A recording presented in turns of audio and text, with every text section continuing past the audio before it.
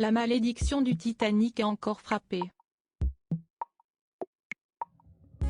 Ce dimanche 18 juin, 5 explorateurs ont embarqué à bord du Titan, un sous-marin capable d'aller jusqu'à 4000 mètres de profondeur, pour visiter à l'épave du mythique insubmersible.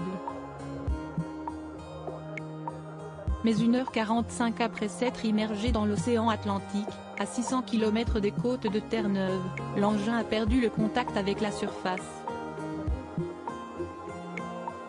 Depuis, d'importants moyens venus de plusieurs continents, avaient été déployés pour retrouver l'équipage sain et sauf. Un champ de débris appartenant au sous-marin disparu ont malheureusement confirmé le décès des 5 passagers. Pendant 4 jours, le roi Charles III faisait partie des inquiets. Mais pourquoi ?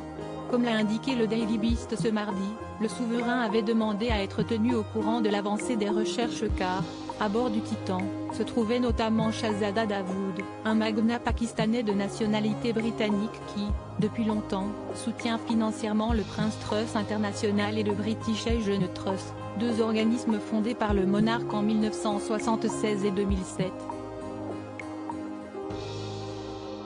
Âgé de 48 ans, le millionnaire s'était offert cette coûteuse expédition sous-marine du Titanic en compagnie de son fils de 19 ans, Sulman. Supérieur à Charles III, de prince héritier à roi d'Angleterre, retour sur sa vie en images S2 britannique. Parmi les victimes du Titan, le cabinet du roi britannique avait par ailleurs déclaré que Charles III adressait ses pensées et ses prières à la famille Dawood, très influente au Pakistan. À bord du Titan se trouvait un autre citoyen britannique, le richissime homme d'affaires Hamish Harding, qui avait fièrement annoncé faire partie de l'expédition quelques heures avant le départ. À 58 ans, le PDG de l'entreprise de vente de jets privés Action Aviation, détenait de nombreuses mentions dans le Guinness des records. Connaisseur des fonds marins, il avait déclaré au magazine indien The Week, en 2021, « Si quelque chose tourne mal, on ne revient pas ».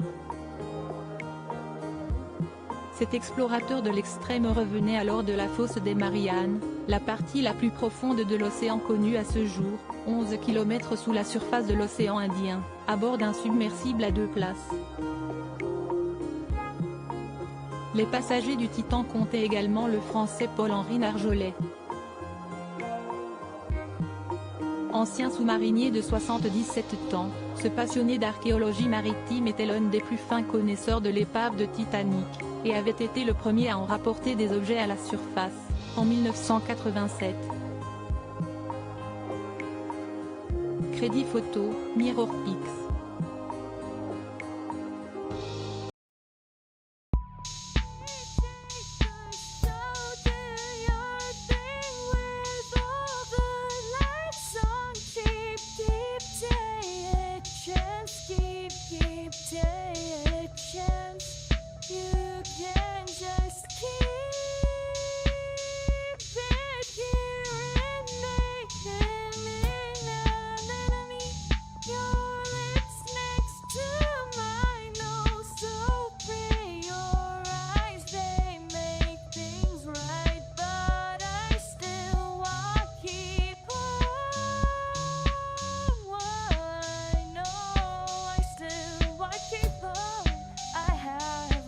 Keep it up, I have a